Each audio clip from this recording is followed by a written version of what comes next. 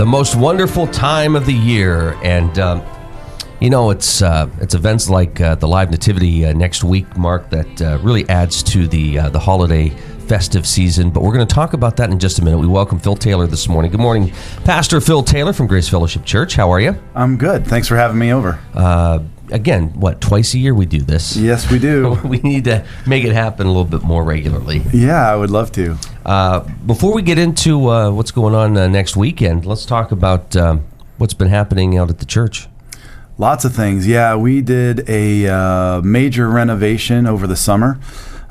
We took down most of the drywall in our sanctuary, and then we just kind of flipped our sanctuary around, rebuilt the stage, put in fresh climate control stuff and lighting, and we were able to jump from a seating capacity of around 130 to now we can hold around 180, and wow. That was a very positive thing for us.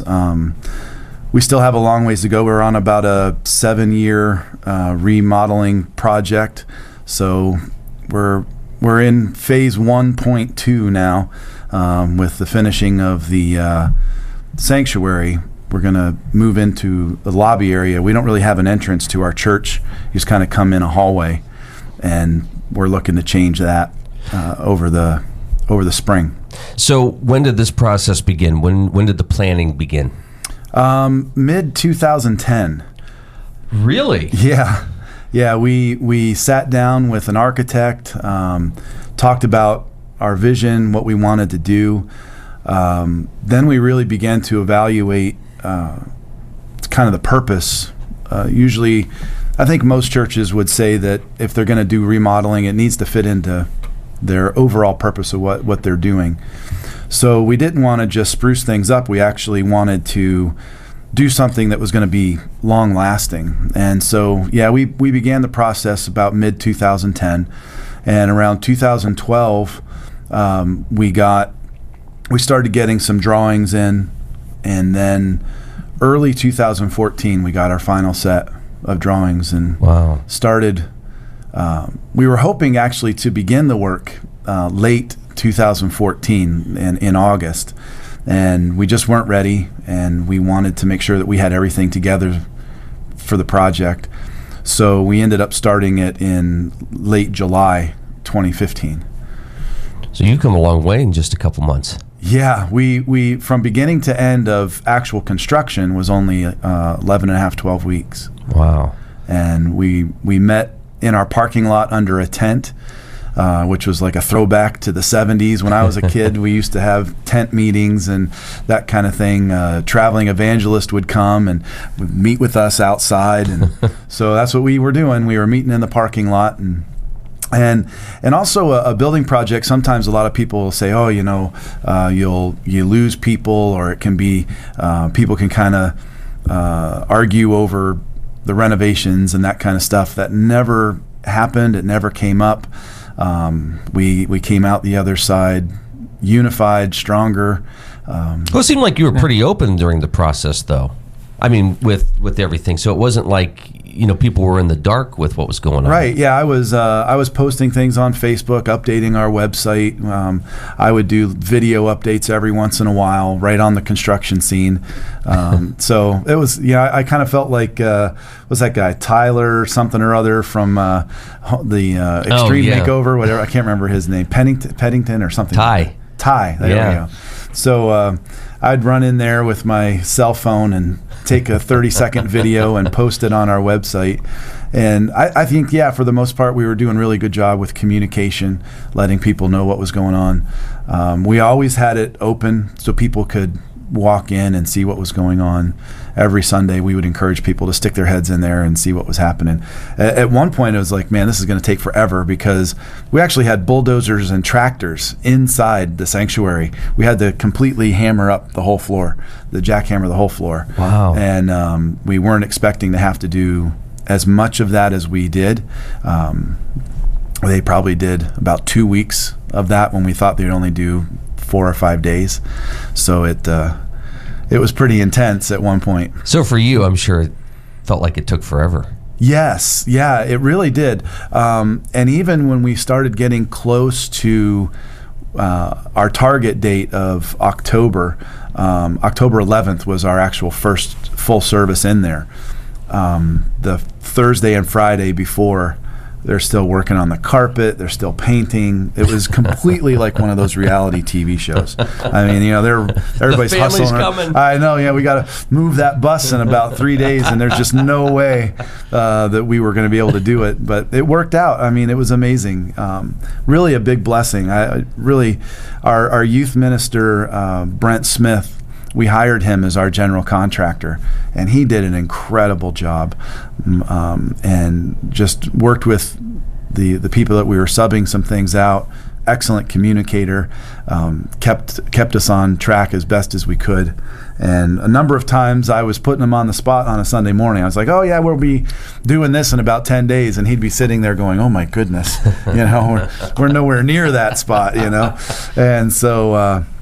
It was just it was an amazing process. And then on top of that, to think that we're going into our live nativity season when all of this is going on just kind of made it all seem a little bigger, But then shortly after that, I got on a plane and flew to Tanzania for 10 days and taught in a Christian college in a town, Moshi, just in the foothills of Kilimanjaro.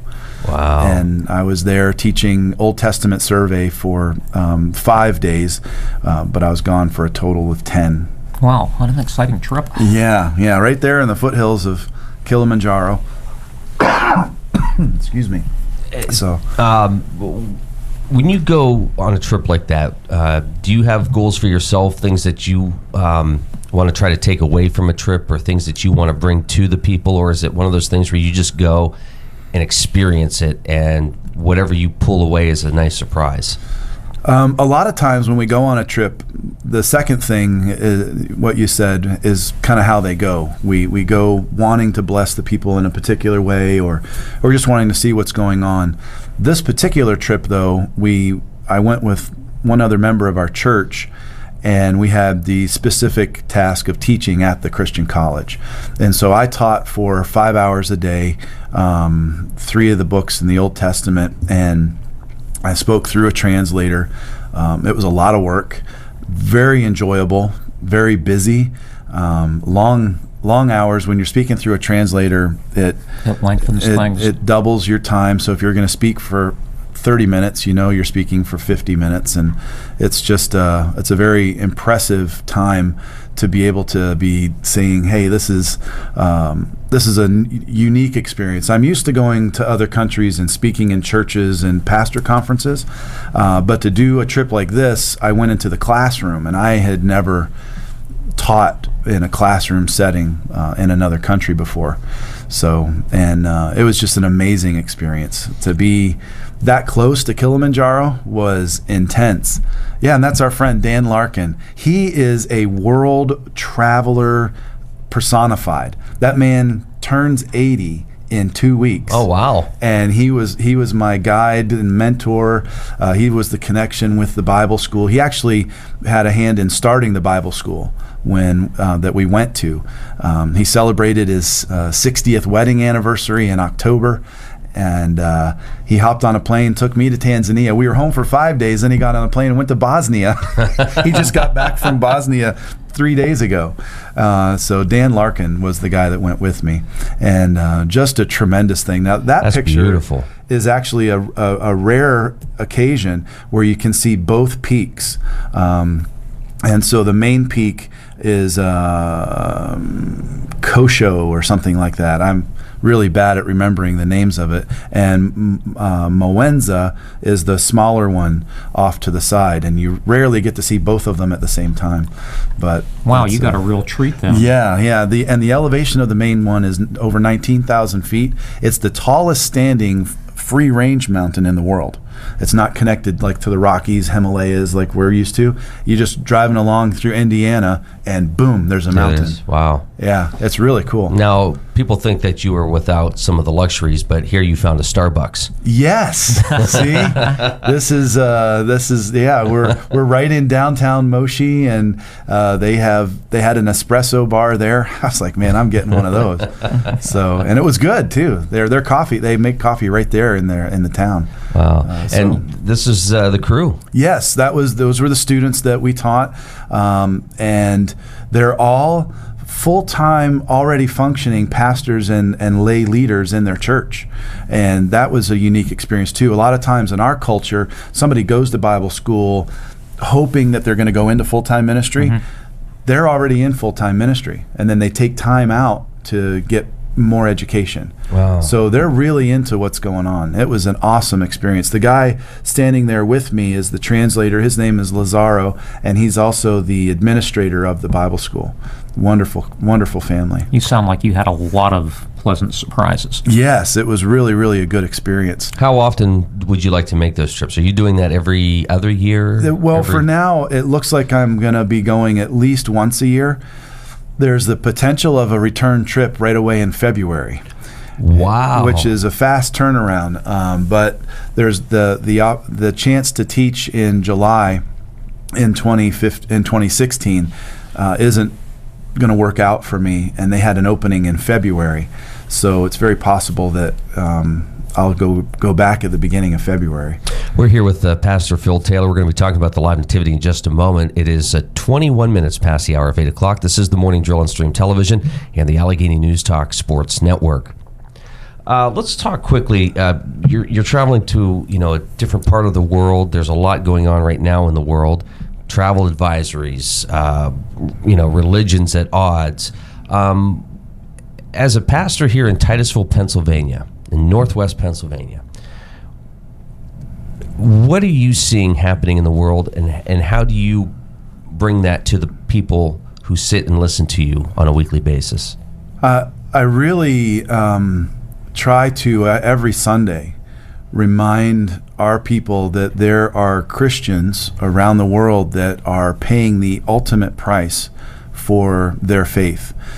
And it's difficult in our culture to imagine that somebody is actually killed because they believe that Jesus Christ is God. And that's something that you don't get in mainstream media, that a lot of these killings that are going on are specifically religious anger and fervor. And so what we do every Sunday is we actually take a time in our service and we pray for the persecuted church and try to let them understand that this is a major issue that's going on in our culture. The travel advisory that just was released after the Paris event happened after I'd been home for about a week. And knowing that I'm potentially going back in February, the travel advisory expires February 24th. Mm-hmm. And I'm planning on going back the end of January, beginning of February. We were watching the news the other day, and my wife turned to me and she said, do you see that travel advisory? It was kind of going on the ticker on the bottom. And I said, yeah, I just saw that, and we're just going to have to see what happens. But I've never felt any kind of concern that way. I guess when you're doing something like this, I know that Christians are dying all the time, but I know that for me personally, I'm doing what the Lord wants me to do. And if it's hop on a plane and go to Tanzania during a travel advisory, I will. Am I saying, well, that's because I know for a fact I'm coming back? Well, I can't say that, but I know that it's something that's important to me enough to do that. Now, I have a board of elders and a board of trustees, and we'll really look at this and make sure that it's a risk that we all want to take. Mm-hmm. I sit down with my family, we'll pray together, we'll talk about it, but it's a big deal. And I think in Titusville, PA, I think it's really important for pastors to keep that in front of the people. And just this past Sunday, we prayed. We prayed, of course, for the people in Paris the previous Sunday, and we make an effort to let people know this is a real struggle. With everything going on in the world, do you find that folks are more willing to open themselves up to come to church or to come on a regular basis? Or, I mean, how do you get that to happen? Yeah, usually in times of unrest or tragedy, the churches get flooded. The weeks following 9/11, I think almost everybody was pulling out extra chairs. I think right now our political pulse is kind of making it difficult for the common American to say, it's almost like sometimes for some people it's a political statement to even go to church, which is unfortunate because of the angst that's going on in the world. Like, oh, I went to church this Sunday, and somebody go, oh, you're one of those kind of people, and it's like, I'm just going to church just like everybody else. But it's I think that church attendance can sometimes be affected. I don't know so much about this particular event, if we saw any kind of response from it, but almost any time when somebody's in a personal situation, whether it would be physical with them or something that's going on, a lot of times people turn to a religious experience, hoping that they can find some kind of answer. It is 8:25 again. We're here with Pastor Phil Taylor. This is the Morning Drill on Stream Television and the Allegheny News Talk Sports Network. How does the Syrian refugee issue play out with the folks that you pastor? What are you hearing? Yeah, there's not too much conversation about it. We are, as a church as a whole, we are kind of connected to it because we have a missionary that serves in Eastern Europe, and so we're aware of what's going on there. There's not too much conversation about it. Over our morning coffee time that we have on Sunday mornings, it did come up this past Sunday though, and it's a tearing thing because as a Christian you want to help people, but when somebody is taking advantage of a situation like the radical Islamists are, they're coming in as displaced refugees to bring harm. And so Scripture tells us to be wise and to have people that are aware of what's going on. The term that's used in Scripture is with a group of people called the men of Issachar that David had. And these men, their only description that's in the Bible is that they were wise to the times. That was their description. And I think that as Christians, that's what we need to be able to do, is we want to be able to help people, but at the same time we need to be very wise and aware of what's going on. Speaking of being aware of what's going on, next week, live nativity taking place Friday and Saturday. Yeah, 10 days from now. 10 days. Last year, record number of people. Yes, we had, the exact number has kind of slipped my memory, but it was something just over 1,600 visitors came through. Did you have a big sign that said billions of people served? Oh, yeah, no, yeah. Oh, no, that was the, yeah. Yeah, billions and billions of visitors, right? But we had over 450 or 500 vehicles come through between the two nights. We had traffic stopped up all the way back to the Patty's Pastries. I heard a few people saying that they were waiting in line back at Sheets. Wow. We've worked with the city manager and the fire department this year to get a new traffic pattern. So we're really hoping that because obviously we don't want the live nativity to be something that we are shutting down Titusville over. But well worth it. Yeah. From what I understand, it's a trip that's definitely worth taking. It's a lot of work goes into it, and the people that are a part of it are a huge blessing. But we're expecting record crowds again. And it's all underway. Our parking lot's already changed. We've had costume fittings over the last couple of weeks. Things are really ramping up. Wow. You had the camel, and that's a really cool thing. Will the camel be back, and what have you added this year? This year, the camel is going to return. We've also, every year we try to even do something just slightly different with the layout of the village. And so last year we added a huge archway that you pass underneath. And that archway is going to be moved around the corner to further separate the wise men from their journey, because the wise men didn't actually appear in Scripture until Jesus was 2. And I know that the traditional nativity scene is the wise men there with baby Jesus in the stable, and that is just a traditional view of it, but it's not accurate. And so we didn't want to put the wise men at the stable, so we've actually removed them further from the village now by putting that wall on the other side of our corner when you come around. How many people does it take to put this thing together and to actually perform it over the weekend? Between actors and volunteers, we've got around 120 people that are involved. That's incredible. Yeah. Amazing. If you get a chance, make time and go see it. It's next Friday and Saturday. What are the dates? The 5th and 6th. 5th and 6th. And what time does it start? The gate opens at 6 p.m. and closes at 9. Wow. I don't know how you do it. It's amazing. Go see it. You have to see it. And you get people that travel all over the region to come and... We have people from Akron, Erie, just north of Pittsburgh, Grove City. People come from all around. Wow. And they've made it a holiday tradition to come. And in an event where you said maybe once every couple years... Yeah, is something that's never happened, right? No. And this year it wasn't even a conversation. when we had 1,500 people come through, we were like, you know what? We need to do this every single year, and it's just something that we need to keep going. Yeah. Well, good job. Keep Thank up the you. good work, and we'll talk to you soon. Yes, we've got tennis season coming up in March, so maybe I can come back and talk about the tennis program. There you go. All right, Pastor Phil Taylor joining us. Thank you. It's great to see you. Great having you on this morning. All right. All right, this is The Morning Drill on Stream Television and the Allegheny News Talk Sports Network. Thanks for being here. Thanks.